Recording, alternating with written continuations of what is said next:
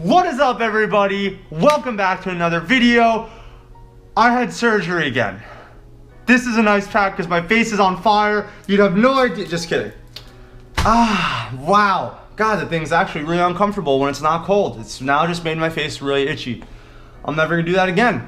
What is up, everybody? Welcome back to another vlog. Welcome back to another video. Whoa, where are we? Guys, today is, first of all, if you don't know me, my name is Winston, and this channel, Stunna Vlogs, is about my double jaw surgery so far. Go back and watch the other videos. If you guys have been watching so far and are been following me on this journey, thank you so much. It's so awesome when you guys comment on my videos and ask me questions. I'm pretty sure I like all of them, and I think I respond to all of them, especially if it's a question. So super awesome. Appreciate when you guys do that. Ask me anything you guys want, and I'll try and be as helpful as I can. All right, guys. So today's video is a general week 8 update. I want to talk to you guys a little bit about how I'm feeling, what's been going on, what am I eating, how's my bite feel, all that kind of other stuff. How's my face feel, numbness. So without further ado, let's first take a look at the bite. Okay. Looking pretty good, feeling pretty good about it.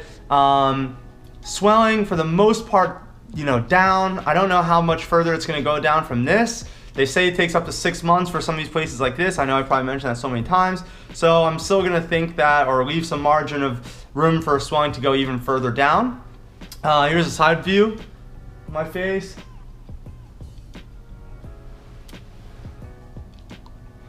And just a smile. So the bite is good. I'm pretty happy with it right now. I've gotten good feedback from people who are at work, people who know me and haven't seen me in a long time. In general, I think the feedback has been really positive and saying that I look a lot better. I think what's contributing to that also is losing a lot of weight. So I got to 200 pounds before surgery. I'm usually around 180. That's probably about the weight that I usually am, 6'3", 180 pounds. But I bulked up to get to 200 before surgery so that when I had the surgery, I was ready to lose the weight and I wasn't that concerned about it. I wouldn't get too skinny and weak. And then surgery, obviously, not being able to chew, I lost a lot of weight. I went back down to like I'm 175 now. So I think partially people are noticing that I'm a lot thinner, and maybe people are saying I look a lot different or I look better because of like my face is being more skinny. That's not a bad problem, but I think overall in terms of the facial structure and the bite, I'm happy with it, and it's only going to get better from here, right? The teeth are going to get even straighter as the braces stay on for another potentially 10 months, yikes, but or maybe even 11 months, but the rubber bands are going to hopefully do their job, as I think I'm noticing them finally starting to work, keeping the midline centered and keeping my jaw widened. I'm actually going to the orthodontist on Wednesday. Today's Monday. What is it, July 29th? Yeah. So we'll see what the update is after that, and hopefully it's a good report. But in general, again, facial structure, bite, pretty happy with it. Only up from here. Let's talk about numbness. What about the feeling on my face? So feeling up here is good. I feel this part, I used to like not feel, it used to be like something a little bit off with my feeling up here by my nose.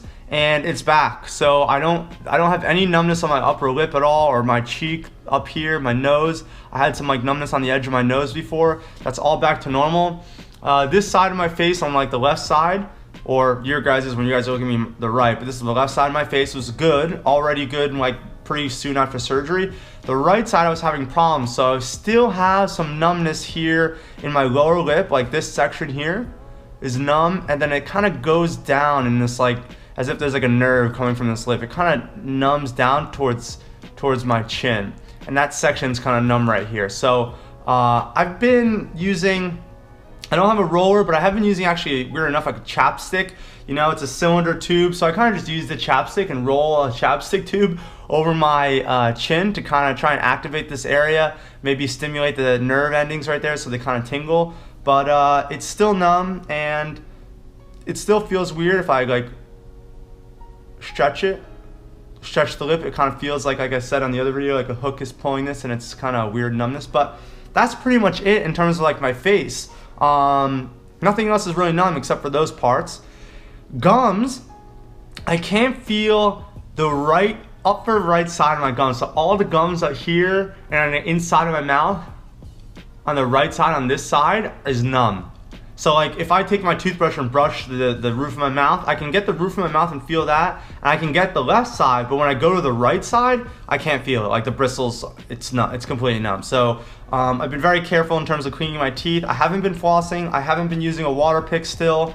I don't know if it's safe to do that yet at week 8. I think so, but I've kind of just been like, if I'm not using it and not pushing it, it's always better to be on the safe side. So that's kind of my numbness. My lower gums are good. Yeah, I can feel it in my nails, so my lower gums are good, and that's pretty much it. So it seems to be like upper right gums and and roof of my mouth, and then upper or lower right jaw. So I'm thinking this attributes to that widening of the palate, which, by the way, I used to have a gap here, and it's starting to close. If you guys go back to my other videos, there used to be kind of that palate extension gap, and this lateral incisor tooth was a big gap from the tooth next to it, which is, let's see, the canine. No, yeah, I don't even know. Canine, yeah. Okay, so lateral incisor canine. I can't see myself, but wait, checking. Yeah, okay, so the gap there is closing up. Okay, now I see it. It's getting a lot smaller, and I think because of that break there where they widened it, the palate expansion is probably causing the numbness up in my right side rather than my left, where it didn't have the gap. So maybe the break on the left side was smaller. I don't know. And then the lower jaw, I also had a asymmetrical lower jaw, so they kind of made it more straight and square. So they actually like broke one side a little bit more than the left side. So in an X-ray, which I'll put up right now, you guys can see that on my right side, the break is a lot wider, and maybe that's causing some of the numbness here. The nerve ending got more irritated. But again, this stuff can take maybe 6 months to come back.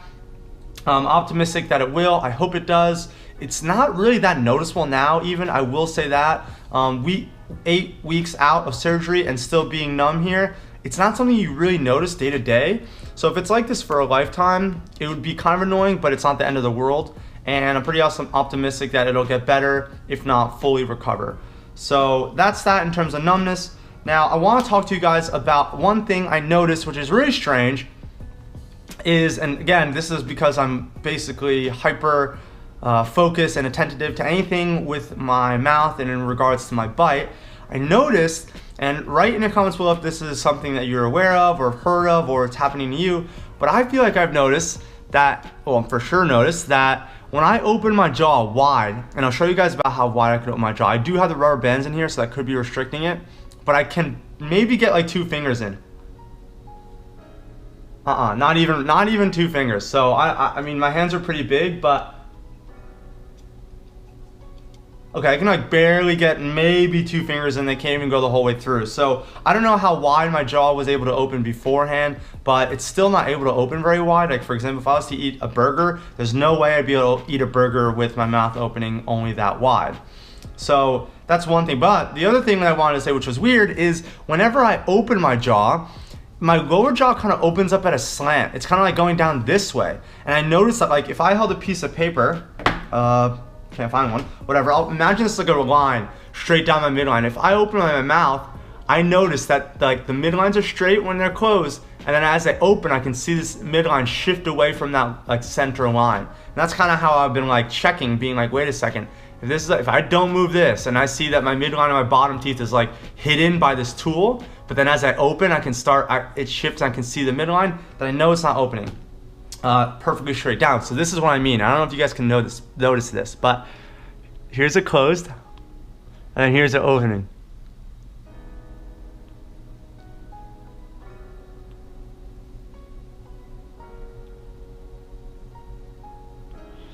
So I don't know if you guys can see that, but I for sure noticed it, and it's definitely different, or not what I was expecting. My lower jaw opening kind of at an angle rather than just like straight down. If I like consciously try and make it go straight down, I can do it, but naturally if I'm just not thinking about it, opening my mouth, like say if I was to yawn, I feel like, and I notice my jaw is moving to the left. So that's kind of weird. I'm gonna bring that up with my orthodontist. Maybe that's a cause of the surgery. I actually never even noticed that before surgery. Maybe that's how it was before surgery, but I wasn't worried about or checking my bite that often. So I don't know if that's how it's always been, but something I will check out my orthodontist for sure.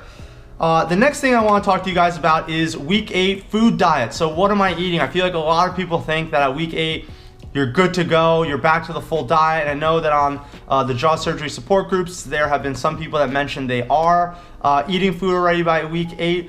Normal diets, I mean, they're not like eating like really hard peanuts and stuff like that, but they're basically resuming a normal diet. And the example I always bring up is Chipotle. It's got beans in there. If you get the corn, if you get the chicken or the steak, it's got a bunch of different salad, which is kind of hard and crunchy.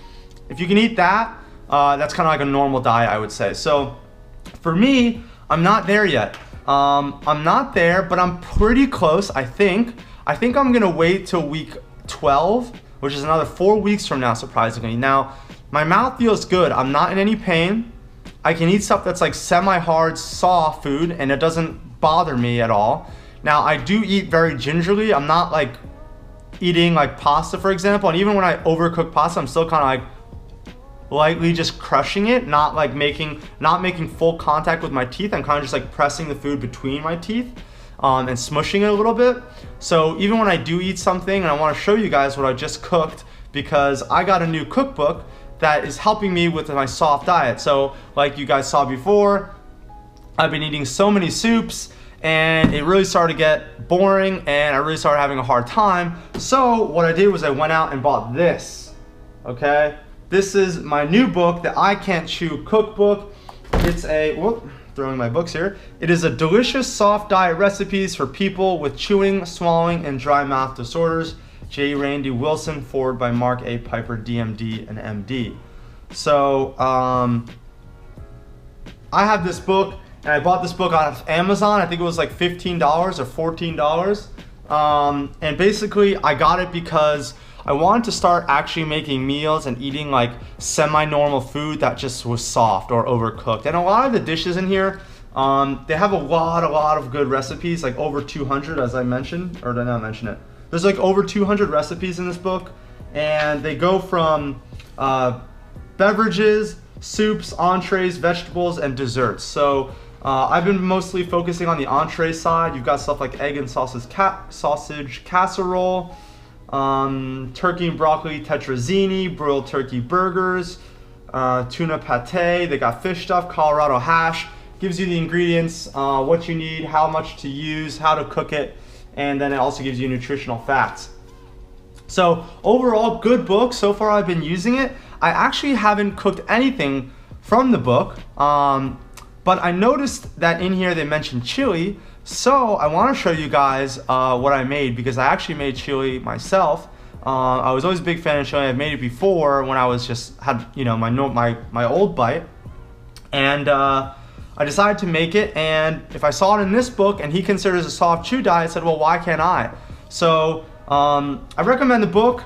I'm gonna make a lot of stuff from this. I just haven't gotten around to it yet, but they've got a lot of good recipes: chicken, beef, beverages, soups, desserts, all this good stuff. So without further ado, I want to show you guys what I cooked right now.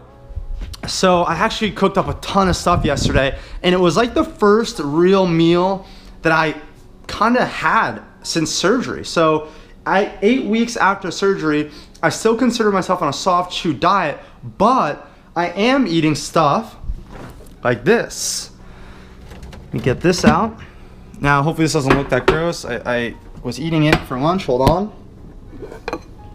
Okay, so chili.